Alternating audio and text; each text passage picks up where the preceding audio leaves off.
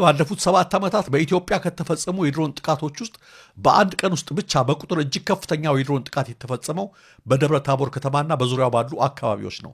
በዚህ ጥቃት ከግለሰብ ንብረቶች እስከ የመንግስት ተቋማት ድረስ የወደሙ ሲሆን እስካሁን በውል ያልታወቀ ሰብአዊ ጥፋት ደርሷል። አጠቃላይ በታሪካዊቷ የደብረ ታቦር ከተማ በአሁኑ ወቅት የሚታየው ትዕይንት እጅግ ልብ የሚሰብር ነው። ቢሮዎች፣ መኖሪያ ቤቶችና የህዝብ ተቋማት ወድመዋል። እሺ ንብረቱስ ቢያስቆጭም ነገ ጧት ይተካል ይባላል። የሰው ህይወት ግን ሊተካ አይችልም።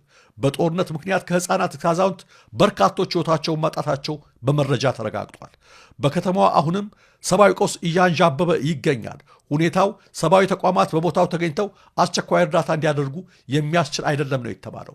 ተሽከርካሪዎች ወደ ከተማዋ መግባት ባለመቻላቸው የመድኃኒትና የሕክምና መሳሪያዎች እጥረት አጋጥሟል። በመሆኑም ቁስለኞች በየቤታቸው እየማቀቁ ነው ተብሏል።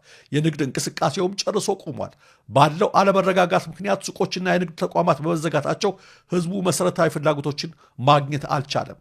ከተማዋ በአሁኑ ወቅት በፋኖ ቁጥጥር ስር ብትሆንም መከላከያው፣ የኦሮሚያና የደቡብ ልዩ ኃይሎች ተጨማሪ ጦራቸውን ወደ ከተማዋ እያስጠጉ መሆናቸው ተሰምተዋል።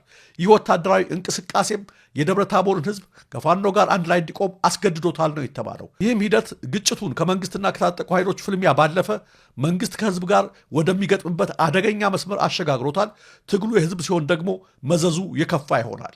ዓለም አቀፍ ሰብአዊ ተቋማትና የሚመለከታቸው አካላት ሁሉ ትኩረታቸውን ወደ ደብረ ታቦር እንዲያደርጉና የንጹሐን እልቂት እንዲቆም የከተማዋ የሀገር ሽማግሌዎችና የሃይማኖት አባቶች ጥሪ እያቀረቡ ይገኛል።